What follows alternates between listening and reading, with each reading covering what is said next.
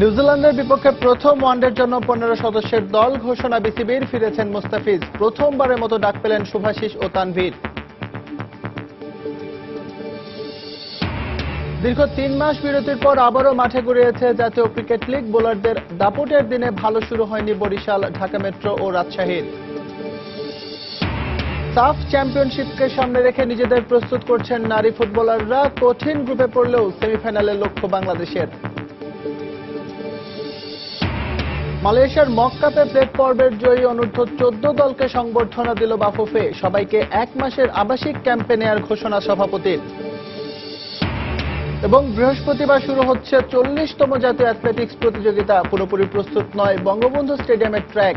এনএসসির দায়িত্বহীনতাকে দুষছে federation.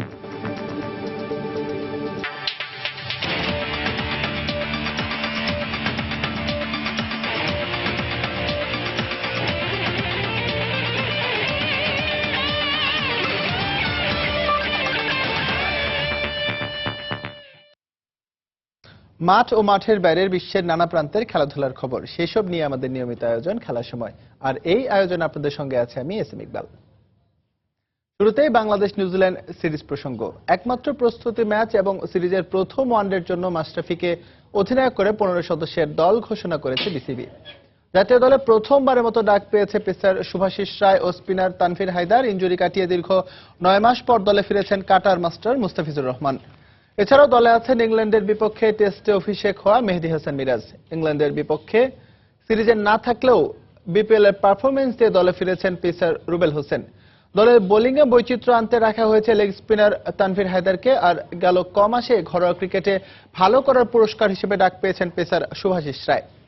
প্রথম ওয়ানডেতে খেলার সম্ভাবনা খুব ক্ষীণ হলেও ইনজুরি কাটিয়ে আবারও দলে ফিরেছেন কাটার মাস্টার মুস্তাফিজুর রহমান। দলে বাকি সদস্যরা হলেন মাশরাফি, সাকিব, তামিম, মুশফিক, মাহমুদুল্লাহ রিয়াদ, ইমরুল, সৌম্য সরকার, সাব্বির, তাসকিন আহমেদ, মোসাদ্দেক।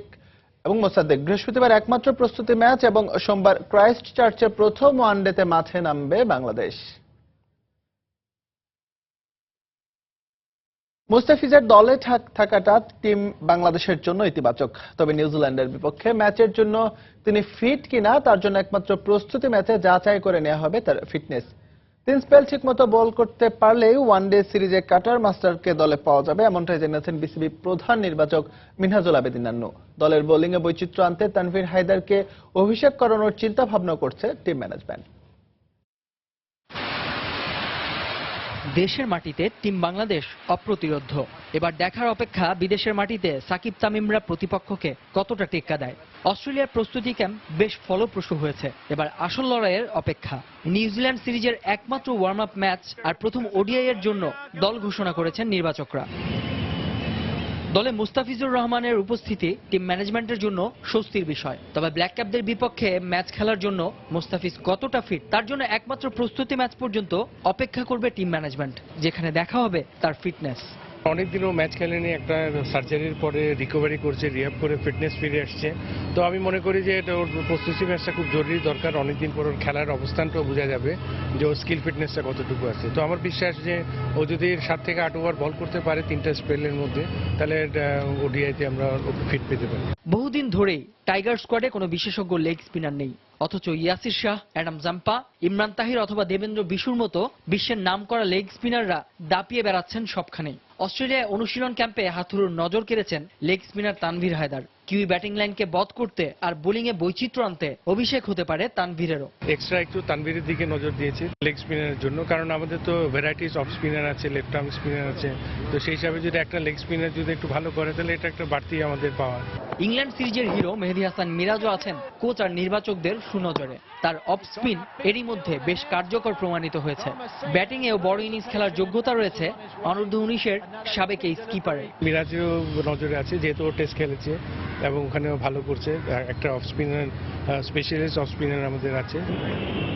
বেশ হিসেব নিকেশ করেই দল ঘোষণা করেছে টিম ম্যানেজমেন্ট। এবার দেখার বিষয় গাপটিল বোল্ডদের সাথে টাইগাররা কতটা লড়াই জমিয়ে তুলতে পারে। নাসির সুলতান, সময় সংবাদ, ঢাকা। দর্শক, এর আগে যেমনটা জানাচ্ছিলাম নিউজিল্যান্ডের বিপক্ষে প্রথম ওয়ানডে এবং একটি প্রস্তুতি ম্যাচের জন্য দল ঘোষণা করেছে বিসিবি। দর্শক, আমরা জেনে নেব এই দলে কারা ঠাঁই পেলেন এবং নতুন মুখ কারা।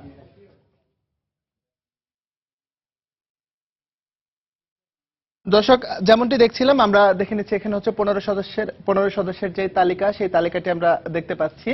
এখানে প্রথমেই রয়েছে মাশরাফি বিন মুর্তজা, সাকিব আল হাসান, মুশফিকুর রহিম যথারীতি, এবং তামিম ইকবাল, মাহমুদুল্লাহ রিয়াদ, তাসকিন আহমেদ, রুবেল হোসেন, সাব্বির রহমান সহ সবাইকেই দেখতে পাচ্ছি। তবে যে কথাগুলো বলবো সেটি হচ্ছে যে নতুন মুখ এখানে দেখা যাচ্ছে হচ্ছে শুভাশিস রায়, তানভীর হায়দার এবং একই সঙ্গে মেহেদী হাসান মিরাজ।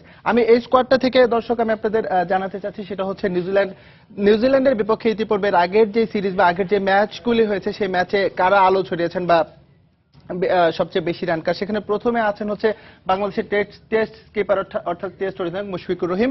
তার সংগ্রহ কিন্তু হচ্ছে 360 রান, অর্থাৎ 360 রান করে তিনি আছেন সবার উপরে। তিনি ম্যাচ খেলেছেন 18টি। তারপরে আছেন হচ্ছে সাকিব আল হাসান, তিনি রান করেছেন 352, কিন্তু তিনি ম্যাচ কম খেলেছেন, তার ম্যাচ সংখ্যা হচ্ছে 15টি।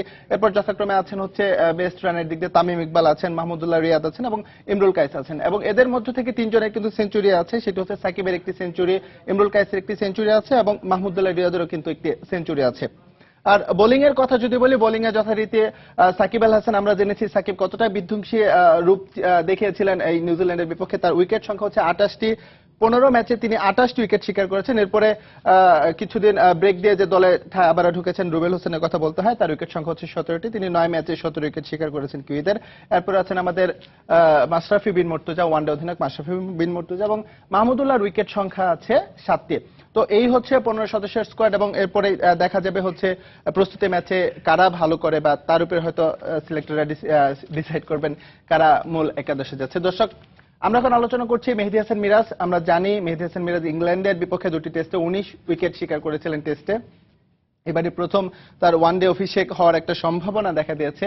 আমরা দেখে নেব মিরাজের ক্যারিয়ার। মিরাজ প্রথম শ্রেণী ক্রিকেটে ম্যাচ খেলেছেন 14টি, যেখানে তিনি ব্যাট হাতে রান করেছেন 529টি, যেখানে তিনি কিন্তু আসলে মূল অলরাউন্ডার হিসেবে খেললেও কিন্তু তার যে ব্যাটিং এভারেজ যেটা বলবো বা ব্যাটে যে রান সেটি কিন্তু খুব মনোপুত নয়, কিন্তু তার উইকেট সংখ্যা কিন্তু যথেষ্ট আশা জায়গা নেই, অর্থাৎ 14 ম্যাচে কিন্তু তার প্রথম শ্রেণী উইকেট হচ্ছে 60টি, এবং লিস্টেতে তিনি 27 ম্যাচ খেলেছেন এবং 27 ম্যাচ খেলে কিন্তু তিনি 27টি উইকেট শিকার করেছেন। তার বিপরীতে তার রান সংখ্যা হচ্ছে 481টি। এরপরে দর্শক আমরা দেখব হচ্ছে শুভাশিস রায়, প্রথমবারের মতো যিনি ডাক পেয়েছেন এবং সম্ভাবনা উকি দিচ্ছে একটি, যেটা হচ্ছে যে তার হয়তো ওয়ানডে অভিষেক হয়েও যেতে পারে। তো শুভাশিসের আমরা রেকর্ডটি দেখে নিই। তিনি ম্যাচ খেলেছেন, প্রথম শ্রেণী ম্যাচ খেলেছেন 51টি, এবং তার উইকেট সংখ্যা কিন্তু হচ্ছে 136টি, যথেষ্ট ইমপ্রেসিভ একটি রেকর্ড আমরা দেখতে পাচ্ছি। এবং তার সেরা বোলিং ফিগার হচ্ছে 49 রানে তিনি 7 উইকেট শিকার করেছিলেন। তার লিস্টে ম্যাচ হচ্ছে 47টা এবং সেখানে তার উইকেট হচ্ছে 58টি। আর সেরা বোলিং ফিগার হচ্ছে তার কিন্তু 30 রানে কিন্তু তিনি 4 উইকেট শিকার করেছেন। আর এর মধ্যে বলে রাখি শুভাশিসের যেবার বিপিএল ক্যারিয়ার, তিনি চিটাগং ভাইকিংসের হয়ে খেলেছেন এবং সেখানে কিন্তু তিনি 7 উইকেট শিকার করেছেন। অর্থাৎ তিনি কিন্তু নিজেকে প্রমাণ করেই যে তিনি ফর্মে আছেন বা নিউজিল্যান্ডের যে কন্ডিশন সেই কন্ডিশনে তিনি ভালো করতে পারেন, সেটি বিবেচনা করে হয়তো নির্বাচকরা তাকে দলে রেখেছেন। এরপর দর্শক আমরা জানতে চাবো হচ্ছে তানভীর হায়দার। একটু আগে আমরা যার কথা বলছিলাম, এই তানভীর হায়দার, তিনি কিন্তু লেগে অর্থাৎ লেগ স্পিনার। তাকে দলে রাখা হয়েছে মূলত যে তার বোলিং এর যে বৈচিত্র্য, সেই বৈচিত্র্যতা, অর্থাৎ নিউজিল্যান্ডের কন্ডিশনে তার লেগ স্পিনার হয়তো লেগ স্পিনটা কাজে আসতে পারে, সেটি বিবেচনা করেই নির্বাচকরা তাকে দলে রেখেছেন। তিনি প্রথম শ্রেণী ম্যাচ খেলেছেন 47 অর্থাৎ 47টি, এবং উইকেট সংখ্যা কিন্তু তার হচ্ছে 84টি, যেখানে তার বেস্ট বোলিং ফিগার হচ্ছে 4 উইকেটে তিনি 62 রানের বিনিময়ে তিনি 4 উইকেটে, এবং লিস্টে হচ্ছে 43 ম্যাচ খেলে তিনি 14টি উইকেট শিকার করেছেন, যদিও লিস্টে তার ক্যারিয়ারটা খুবই ইমপ্রেসিভ নয় বা রেকর্ডটি। এরপর মুস্তাফিজ সম্পর্কে আসলে নতুন করে বলার মতো কিছুই নেই। দীর্ঘদিন পর প্রায় 7-8 মাস পর তিনি আবার টাইগার জার্সি অর্থাৎ রঙিন জার্সিতে ফিরছেন, একটা সম্ভাবনা দেখা দিয়েছে। যদিও ব্যাপারটি ডিপেন্ড করছে হচ্ছে প্রস্তুতি ম্যাচে তিনি আসলে কতটা ফিট, সেটার উপরই ডিপেন্ড করা হবে, নির্ধারণ করা হবে যে তিনি ওয়ানডে ম্যাচ খেলবেন কিনা। মুস্তাফিজ সম্পর্কে নিউজিল্যান্ড প্রসঙ্গ আসলে যে ব্যাপারটি আসে, অর্থাৎ লাস্ট মার্চে আমরা যে ব্যাপারটি দেখেছিলাম ভারতে যে টি-20 ওয়ার্ল্ড টি-20 ছিল, সেখানে কিন্তু এই মুস্তাফিজ একাই গুড়িয়ে দিয়েছিলেন কিন্তু নিউজিল্যান্ডকে। সেখানে তিনি 5 উইকেট শিকার করেছিলেন, কিন্তু সেই টি-20 ম্যাচে 22 রানের বিনিময়ে 5 উইকেট শিকার করেছিলেন। এছাড়া তার রেকর্ড দেখিনি আমরা, তিনি ওয়ানডে ম্যাচ খেলেছেন 9টি, সেখানে তার উইকেট হচ্ছে 26টি, আর সেরা বোলিং ফিগার হচ্ছে 43 রানে সেটা আসলে মুস্তাফিজ সম্পর্কে বলতে গেলে এই রেকর্ড হয়তো কোনো কিছু সেভাবে প্রকাশ করবে না, কিন্তু মুস্তাফিজ কাটার মাস্টার তিনি যে কতটুকু হতে পারেন বা বাংলাদেশের নিজের দিনে যে তিনি একা একটি দলকে ধসিয়ে দিতে পারেন সেটার প্রমাণ ইতিমধ্যে তিনি রেখেছেন। তো দেখা যাক আসলে তিনি প্রস্তুতি ম্যাচে কতটুকু ফিট হন, সেটার উপরে হয়তো ডিপেন্ড করবে হচ্ছে যে তিনি ওয়ানডে খেলতে পারবেন কিংবা প্রথম ওয়ানডের জন্য তিনি কতটুকু ফিট। দর্শক, আগামী বৃহস্পতিবার সকালে অর্থাৎ বৃহস্পতিবার ভোরে হচ্ছে বাংলাদেশের যে প্রথম প্রস্তুতি ম্যাচ, এই প্রস্তুতি ম্যাচের পর তারপর হচ্ছে 26 তারিখ অর্থাৎ সোমবার বাংলাদেশ প্রথম ওয়ানডে ম্যাচটি খেলবে হচ্ছে নিউজিল্যান্ডের বিপক্ষে। নিউজিল্যান্ডের কন্ডিশন দীর্ঘদিন পর বাংলাদেশ এর বিরুদ্ধে দেশের বাইরে ওয়ানডে ম্যাচ খেলবে, তো এটিও বাংলাদেশের জন্য একটি বড় চ্যালেঞ্জ। তারপর হচ্ছে নিউজিল্যান্ডের কন্ডিশন, তো এই সবকিছু মিলে আর কি সিরিজটাকে চ্যালেঞ্জিং বলা হচ্ছে। দেখা যাক, দর্শক অপেক্ষা পালা আর মাত্র অল্প কয়েকদিনের। তারপর শুভকামনা থাকবে বাংলাদেশের জন্য যে বাংলাদেশ নিউজিল্যান্ড সিরিজে ভালো করবে এবং বাংলাদেশে ঘরের মাটিতে যে ভালো খেলার ধারাবাহিকতা সেটাও তারা সেখানে ধরে রাখবে। দর্শক, এবার চলে যাচ্ছি পরের স্টোরিতে। নিউজিল্যান্ডে পৌঁছে আজ প্রথম অনুশীলন করেছে বাংলাদেশ জাতীয় ক্রিকেট দল। ওয়েঙ্গারি কোবহ্যাম ওভালে কাল প্রস্তুতি ম্যাচে নিউজিল্যান্ড একাদশের মুখোমুখি হবে মাশরাফি সাকিবরা। ওয়াঙ্গারিতে আজ বাংলাদেশ দলকে সংবর্ধনা দিয়েছে স্থানীয় প্রশাসন। নিউজিল্যান্ডে পৌঁছে প্রথম দিনে বিশ্রামে কাটায় বাংলাদেশ দল, তবে সিরিজ শুরুর আগে একমাত্র প্রস্তুতি ম্যাচকে সামনে রেখে আজ ম্যাচের ভেন্যু কোবহ্যাম ওভালে দীর্ঘ সময় অনুশীলন করেছেন হাতুড়ি সিং এর শিষ্যরা। নিউজিল্যান্ডের কন্ডিশনের সাথে ধাতস্থ হতে মাশরাফি মুশফিকদের সম্বল এই প্রস্তুতি ম্যাচটি। অনুশীলন শেষে ওয়াঙ্গারি মেয়র শেরিল মাই সংবর্ধনা দেন জাতীয় দলকে। ঐতিহ্যবাহী নৃত্য ও গান পরিবেশন করে ক্রিকেটারদের বরণ করে নেন স্থানীয়রা। অনুষ্ঠানে বাংলাদেশ দল ড্রেসিং রুমে সব সময় গাওয়া গান আমরা করব জয় গেয়ে শোনান মেয়র এবং উপস্থিত স্থানীয়দের।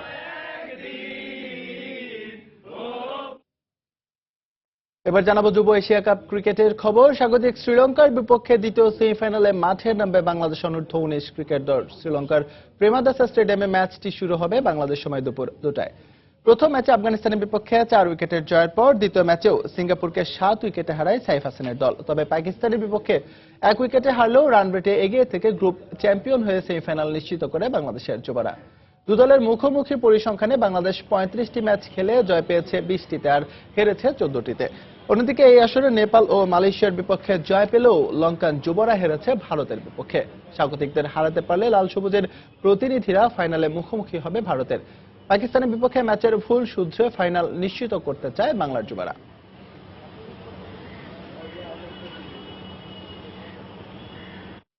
এবার জানাবো জাতীয় ক্রিকেট লিগের খবর। দীর্ঘ 3 মাসের বিরতির পর আবারও মাঠে গড়িয়েছে এনসিএল এর চতুর্থ রাউন্ডের খেলা। বোলারদের দাপটের দিনে ভালো সূচনা করতে পারেনি বরিশাল, ঢাকা মেট্রো ও রাজশাহী। প্রথম ইনিংসে বরিশাল অল আউট হয়েছে 171 রানে, ঢাকা মেট্রোর সংগ্রহ 166 রান আর রাজশাহী করেছে 204 রান। শুভ সূচনা করেছে রংপুর, দিন শেষে তাদের সংগ্রহ 7 উইকেটে 315 রান। ঘরোয়া ক্রিকেটের অন্যতম আসর জাতীয় ক্রিকেট লিগ শুরু হয়েছে গেল সেপ্টেম্বর মাসে। জাতীয় দলের খেলা এবং বিপিএল এর কারণে লম্বা বিরতির পর 4টি ভেন্যুতে মাঠে নেমেছে 8টি দল। প্রথম স্তরে বিকেএসপিতে টসে জিতে প্রথমে ব্যাটিংয়ে নেমে শুরুটা ভালো হয়নি বরিশাল বিভাগের। দলীয় 9 রানে আউট হন আবু সাইম। বিপিএল এ দারুণ খেলা শাহরিয়ার নাফিসও আউট হন 10 রানে। ফজলে মাহমুদের 95 রান ছাড়া আর কেউই তেমন বড় স্কোর করতে পারেননি, ফলে 171 রানেই অল আউট হয় বরিশাল বিভাগ। খুলনার হয়ে 3টি করে উইকেট নিয়েছেন জিয়াউর ও আশিকুর। পরে ব্যাট করতে নেমে খুলনা বিভাগের দিন শেষে সংগ্রহ 1 উইকেটে 101 রান। মেহেদী হাসান 55 এবং এনামুল 15 রানে অপরাজিত আছেন।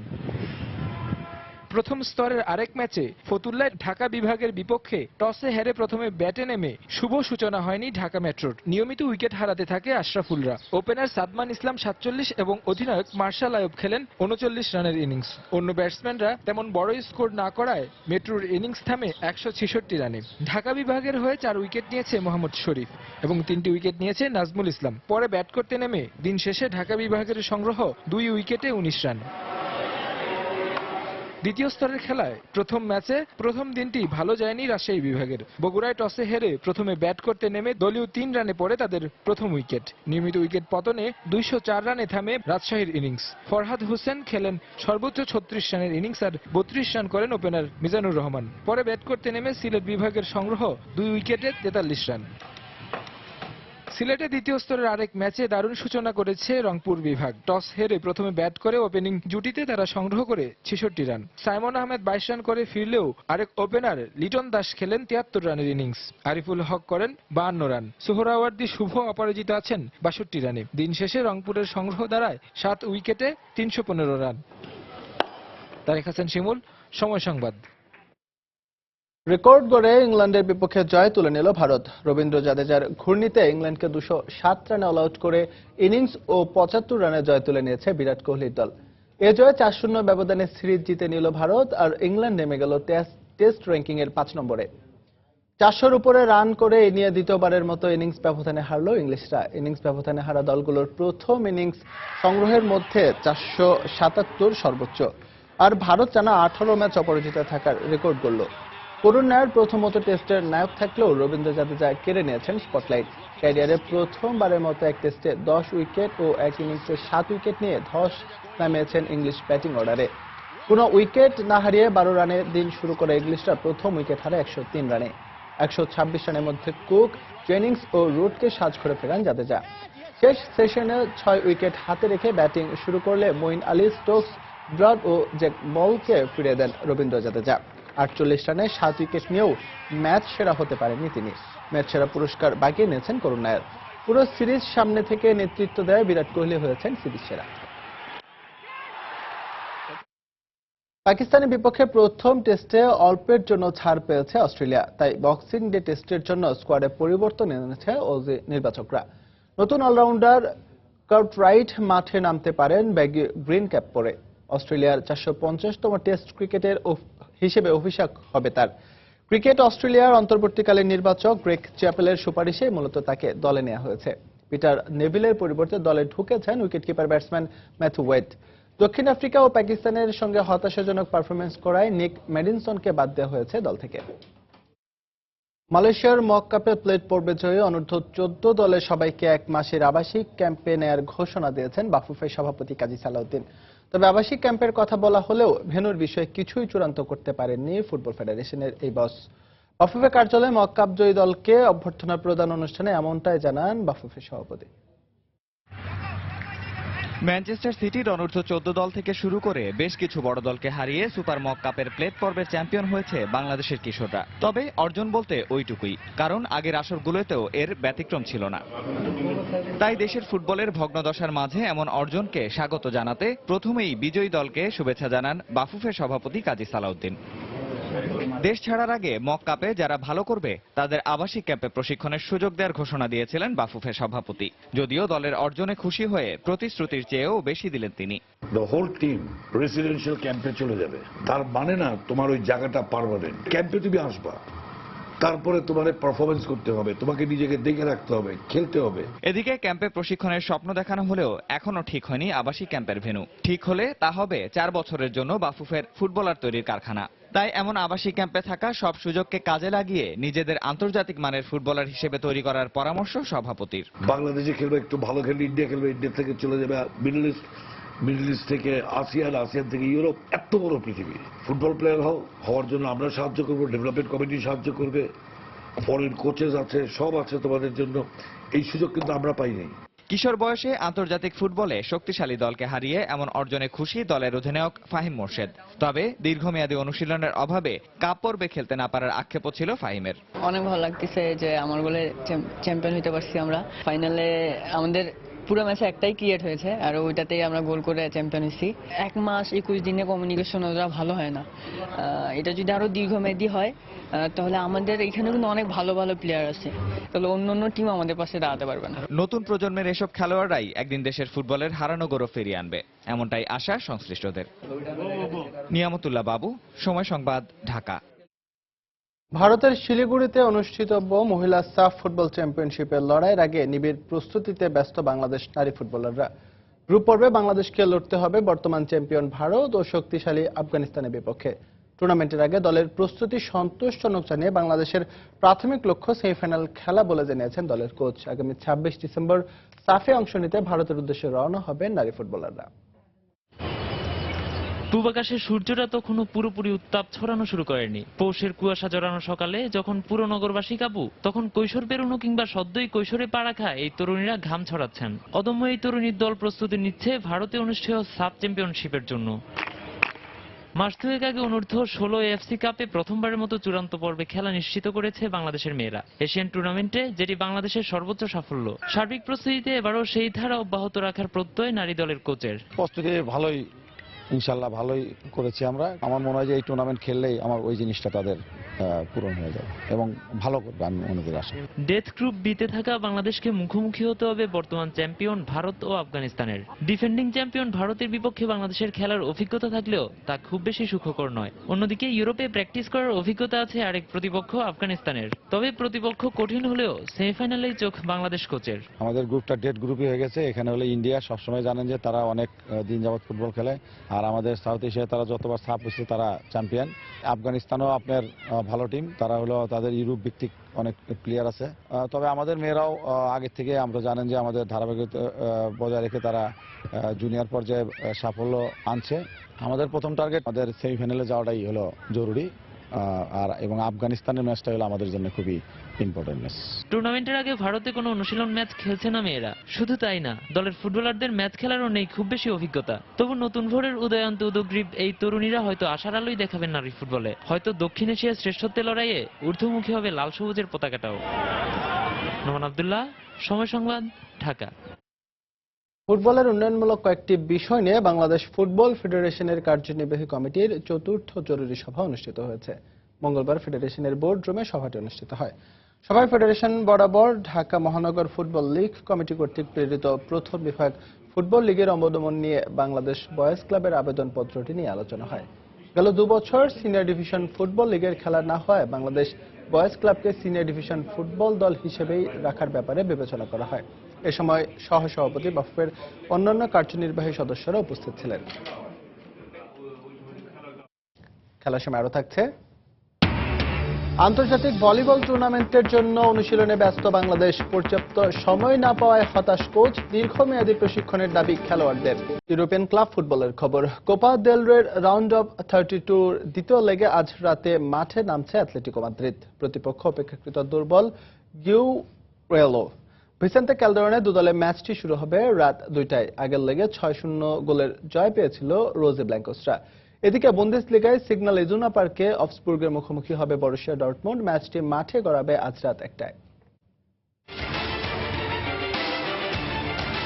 স্প্যানিশ লিগে গেল সপ্তাহে লা পালমাসের বিপক্ষে 1-0 গোলের কষ্টার্জিত জয় তুলে নেয় অ্যাটলেটিকো মাদ্রিদ। লা লিগায় এবারে রিয়াল মাদ্রিদ আর বার্সেলোনার চেয়ে পয়েন্ট ব্যবধানে বেশ পিছিয়ে রোজি ব্লাঙ্কোসরা। তাই লিগ শিরোপার দৌড়ে এগিয়ে যেতে না পারলেও কোপা দেল রেতে এখন পর্যন্ত আধিপত্য ধরে রেখে এগিয়ে চলেছে স্পেনের জায়ান্ট ক্লাবটি, যেখানে এবার তাদের প্রতিপক্ষ বি লিগের স্প্যানিশ ক্লাব গুইউয়েলো।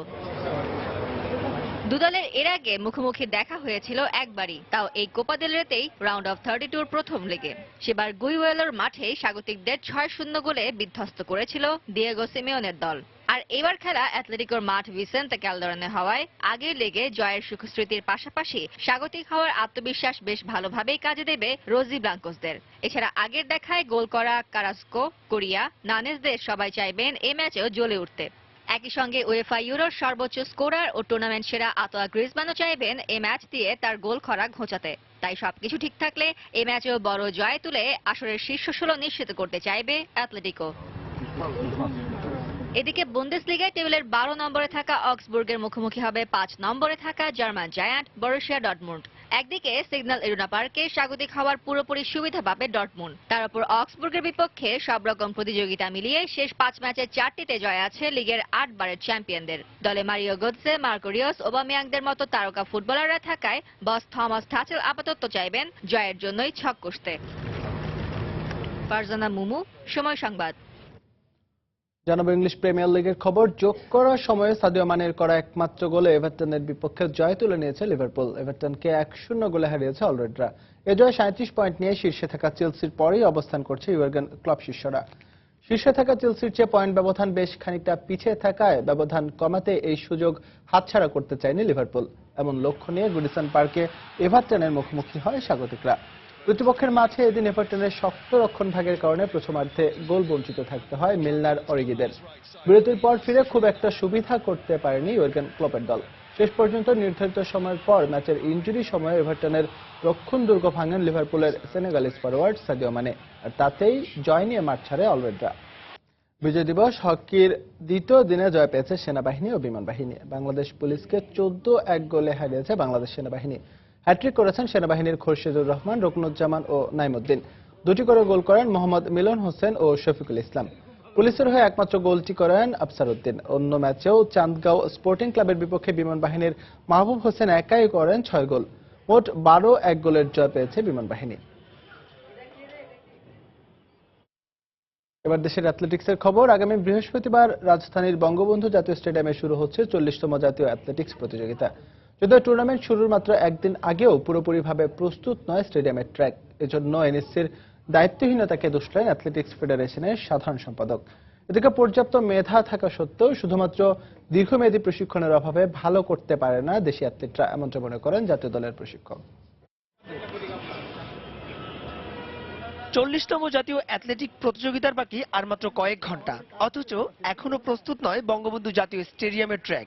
অদক্ষ আর আনাড়িদের নিয়েই ঢিলেঢালাভাবে চলছে শেষ মুহূর্তের প্রস্তুতি। দেখভাল করার দায়িত্বে যাদের থাকার কথা খুঁজে পাওয়া গেল না সেই এনএসসির কাউকেই। এমনকি অ্যাথলেটিক্স ফেডারেশন আর এনএসসির কর্তা ব্যক্তিদের মধ্যে নেই কোনো সমন্বয়, যার স্পষ্ট ক্ষোভ অ্যাথলেটিক্স ফেডারেশনের সাধারণ সম্পাদকের কণ্ঠে। আমরা গভর্নমেন্টকে অনেকবার লিখেছি, যুব মন্ত্রণালয়কে লিখেছি। একবার শুনলাম 60 লক্ষ টাকা আপনার বাজেট সুন্দরভাবে করে দিবে। তার পরবর্তীতে দেখলাম যে কত টাকা বাজেট সেটা আমরা জানি না। এনএসসিকে আমরা বলেছিলাম যে ট্র্যাকটা যারা কাজ করছে তাদের সাথে আমাদের অ্যাথলেটিক ফেডারেশনকে সম্পর্কিত করো, কিন্তু তারা করে নাই। এবং তারা কিভাবে কে কন্ট্রাক্টরি করছে সেটা আপনারা এনএসসির সচিব সাহেবকে যদি জিজ্ঞেস করেন, আমার চেয়ে ভালো সদুত্তর উনি দিতে পারবে বলে আমি মনে করি। এত সব প্রতিকূলতার মধ্যেও বৃহস্পতিবার থেকে শুরু হচ্ছে জাতীয় পর্যায়ের সর্বোচ্চ আসর। 3 দিনব্যাপী এবারের প্রতিযোগিতায় 36টি ইভেন্টে অংশ নিচ্ছে প্রায় 600 অ্যাথলেট। অলিম্পিক কিংবা এশিয়ান গেম দূরে থাক, দক্ষিণ এশিয়ার অ্যাথলেটদের সঙ্গেও রীতিমতো ধুঁকছে বাংলাদেশের প্রতিযোগীরা। এজন্য দীর্ঘমেয়াদী পরিকল্পনা আর ফেডারেশনের দূরদর্শিতার অভাবকে দায়ী করলেন জাতীয় দলের প্রশিক্ষক ইকবাল হোসেন। আমাদের দেশ দেখা যাচ্ছে যে এশিয়ান গেম সাব গেমসে যারা যায় 3 মাসের ট্রেনিং দিয়ে সাব গেমসে গেছে, লাস্ট ইয়ার সাব গেমসে। তো 3 মাসের ট্রেনিং দিয়ে একটা ইন্টারন্যাশনাল মিট হয় না। পৃষ্ঠপোষক প্রতিষ্ঠানের পক্ষ থেকে টুর্নামেন্টের দ্রুততম মানববান্ধবীকে দেয়া হবে 10,000 টাকার আর্থিক পুরস্কার। মাহবুব রিমন, সময় সংবাদ, ঢাকা। এবার দেশে ভলিবলের খবর। বৃহস্পতিবার রাজধানীর শহীদ সোহরাওয়ার্দী ইনডোর স্টেডিয়ামে শুরু হচ্ছে Asian senior men's central zone volleyball প্রতিযোগিতার দ্বিতীয় আসর। টুর্নামেন্টকে সামনে রেখে শেষ মুহূর্তের অনুশীলনে ব্যস্ত বাংলাদেশের খেলোয়াড়রা। তবে আসরে ভালো করতে মাত্র 1 মাসের অনুশীলন যথেষ্ট নয় বলে মনে করছেন কোচ। আর খেলোয়াড়দের দাবি দীর্ঘমেয়াদী প্রশিক্ষণ আর নিয়মিত ম্যাচ আয়োজনের। আগামী 22 ডিসেম্বর ঢাকায় বসছে Asian senior men's central zone volleyball প্রতিযোগিতা, যেখানে স্বাগতিক বাংলাদেশ ছাড়াও অংশ নেবে নেপাল, মালদ্বীপ, আফগানিস্তান, পাকিস্তান, কিরগিজস্তান ও উজবেকিস্তানের মতো শক্তিশালী দেশগুলি। অথচ টুর্নামেন্ট শুরুর মাত্র 1 সপ্তাহ আগে শুরু হয়েছে বাংলাদেশ দলের অনুশীলন। চমকে দেওয়ার মতো তথ্য আরও আছে। জাতীয় দল শেষ ম্যাচ খেলেছিল গেল বছর এসএ গেমসে, এরপর লম্বা বিরতি। শুধুমাত্র টুর্নামেন্টকে সামনে রেখে 1 মাসের জন্য নিয়োগ দেওয়া হয়েছে ইরানি কোচ আলিপোর আরজিকে। যদিও স্বল্প সময়ের মধ্যেই শিষ্যদের শেষবারের মতো ঝালিয়ে নিচ্ছেন কোচ। এর আগেও স্বল্প মেয়াদে বাংলাদেশের কোচ হয়েছিলেন আলিপো। তবে সেবারের তুলনায় এবারের দলটির উন্নতির গ্রাফটা বেশ উঁচু, এমনটাই মনে করেন তিনি। দেখুন, ভলিবল খেলায় যে বাংলাদেশ খুব খারাপ করছে ব্যাপারটা কিন্তু তেমন নয়। সত্যিটা হলো অন্য দেশগুলি যেখানে এগিয়ে যাচ্ছে সেখানে বাংলাদেশ এক জায়গাতেই আটকে আছে। এই খেলাটায় সবচেয়ে বেশি প্রয়োজন নিয়মিতভাবে অনুশীলন, আর সেটাই এখানে সবচেয়ে বেশি অনুপস্থিত। প্রথম আসরে 8 দলের মধ্যে 5ম হয়েছিল বাংলাদেশ। এবারের লক্ষ্যটা আরো বড়, তবে নিয়মিত ম্যাচ খেলার অভাব ভোগাতে পারে দলকে, এমনটাই মনে করেন দলের খেলোয়াড়রা। দীর্ঘমেয়াদী যদি কোনো পরিকল্পনা করা যায় সেক্ষেত্রে ভলিবলের জন্য ভালো হবে। যেহেতু আমাদের যে পার্টিসিপেন্টগুলো আসবে এখানে ওরা অলরেডি বিভিন্ন জায়গায় প্র্যাকটিস ম্যাচ খেলছে, তো আমাদের যেহেতু স্বাগতিক আমাদেরও প্রয়োজন ছিল, বাট সময় স্বল্পতা এবং বিভিন্ন হয়তো কারণে আমরা যেতে পারি নাই। দীর্ঘমেয়াদ হলে প্লেয়ারদের জন্য খুবই ভালো হয়, কারণ একটা ট্রেনিং অলিম্পিক প্ল্যানের যে ট্রেনিং আসলে করানো হয়, এই ট্রেনিংটা লং টাইম হলে এখন যে মডার্ন ভলিবলের যে ট্রেনিংটা এটা আসলে আমাদের জন্য পুরোপুরি গ্রহণ করা সম্ভব হয়। আর জাতীয় দলের ম্যানেজার শোনালেন সেই পুরানো আশ্বাসের সুর। তার মধ্যে আমাদের বিপিএল ভলিবল টুর্নামেন্ট হবে এবং লিগ হইতেছে এবং আন্তঃজেলা ভলিবল টুর্নামেন্ট হয়। বিভিন্ন টুর্নামেন্ট থেকে খেলোয়াড় বাছাই করে দীর্ঘমেয়াদী আমরা ক্যাম্পের মাধ্যমে বিদেশি কোচ নিয়ে আমরা একটা ক্যাম্প করব। 7 দিনব্যাপী এই আসর শেষ হবে এ মাসের 28 ডিসেম্বর। মাহবুব রিমন, সময় সংবাদ, ঢাকা। মার্সেলের পৃষ্ঠপোষকতায় ও বাংলাদেশ উশু অ্যাসোসিয়েশনের ব্যবস্থাপনায় জাতীয় ক্রীড়া পরিষদের জিমনেসিয়ামে শুরু হয়েছে 2 দিনব্যাপী জাতীয় নারী উশু প্রতিযোগিতা। প্রথমবারের মতো নারীদের এই জাতীয় পর্যায়ে প্রতিযোগিতায় বিভিন্ন জেলা থেকে আগত প্রতিযোগীর পাশাপাশি অংশগ্রহণ করছে ফায়ার সার্ভিসেস দলের বাংলাদেশ আনসার ও বাংলাদেশ সেনাবাহিনী। উদ্বোধনী অনুষ্ঠানে অ্যাসোসিয়েশন সংশ্লিষ্ট কর্মকর্তা ও পৃষ্ঠপোষক প্রতিষ্ঠানের কর্মকর্তারা উপস্থিত ছিলেন। 2 দিনব্যাপী এই প্রতিযোগিতা শেষ হবে 21 নভেম্বর।